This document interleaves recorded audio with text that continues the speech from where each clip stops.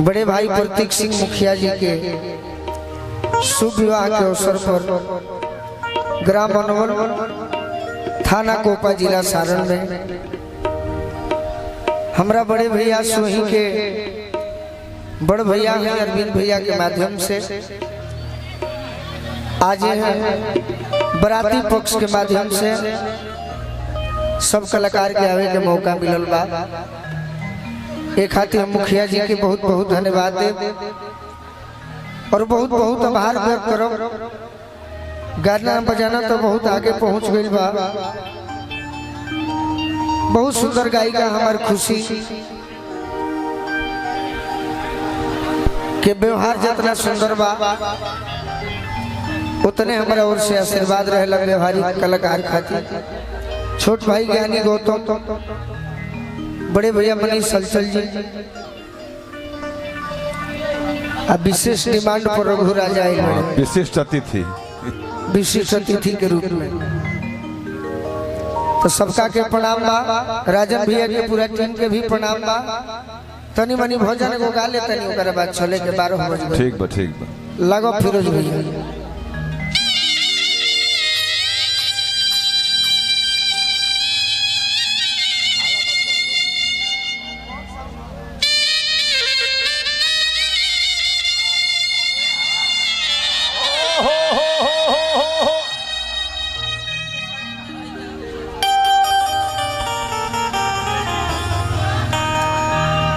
तो साधन विवेक कहूँ नहीं के दिल में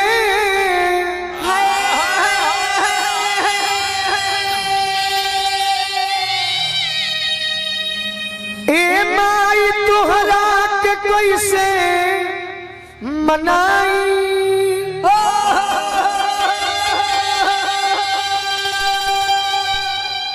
पूजा के खातिर न दूजा कुछ सहारा बा और चना में फुलवा कहाँ से ले आई।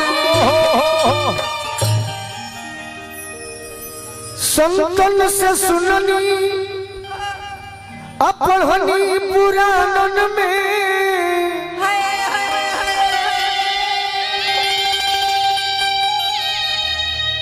सौसे संसार सार रौरे चलाई।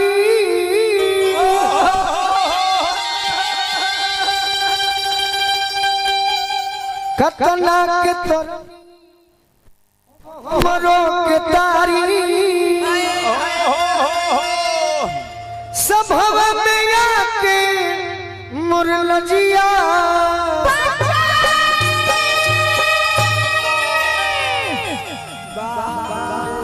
तो भरत शर्मा जी के लय हो। वाह जी वाह।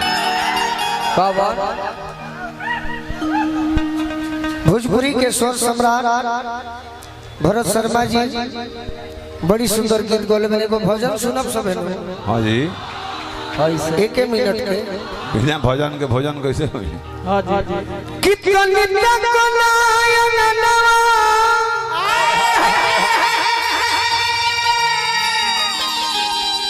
अरे अजोर हो गई छोड़ा छोड़ा बोलैया सैया घोर हो गई। छोड़ा छोड़ा बोलैया सैया घोर हो गई। छोड़ा छोड़ा बोलैया सैया घोर हो गई। छोड़ा छोड़ा बोलैया सैया घोर हो गई। बीड़ा वाली माई से भक्त कहता कि सबकर लाज बचौले बड़ू नहीं अल्लाह बरौरे भजनवा में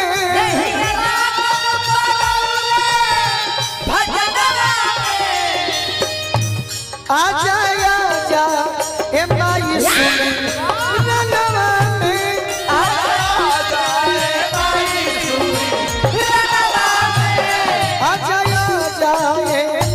सुमी रनवा में आया रे माई सुमी रनवा में राम लगा के धन पायो पायो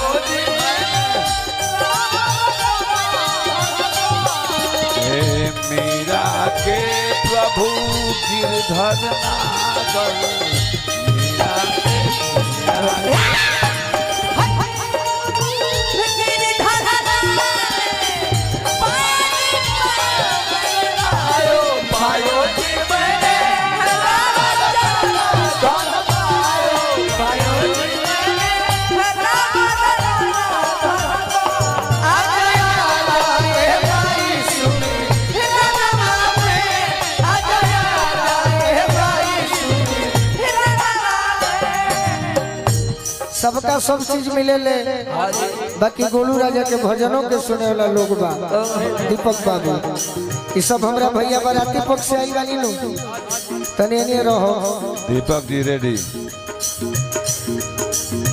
तू ही सरस्वती तू ही काली और सीता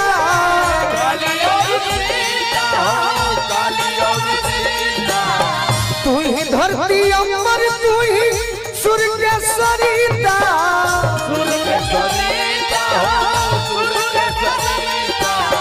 तू ही धरती अमर तू ही सूर्य के सरिता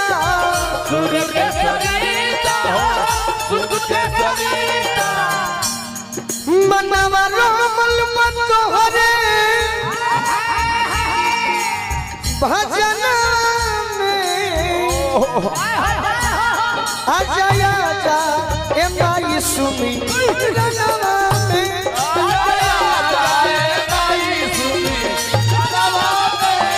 आजा आजा ए माई सुमी रनवा में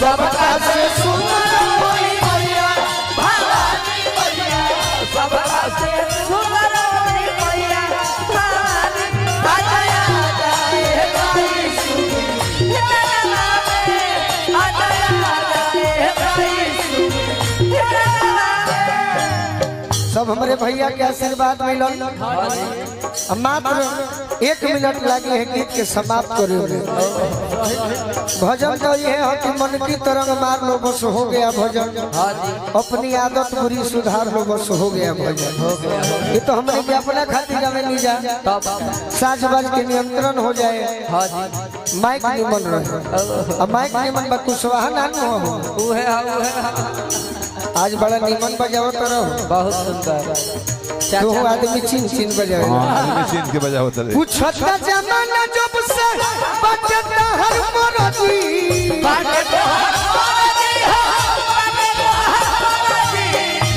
जब हम जीते नर बोलू लौले बड़े औरजी ललन भोजपुरी बोलू लौले बड़े औरजी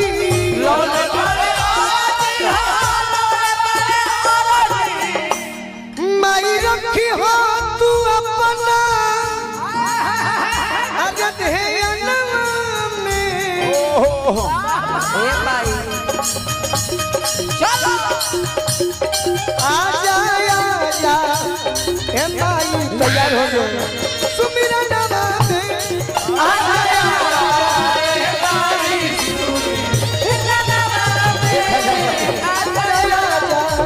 ए माई सुमी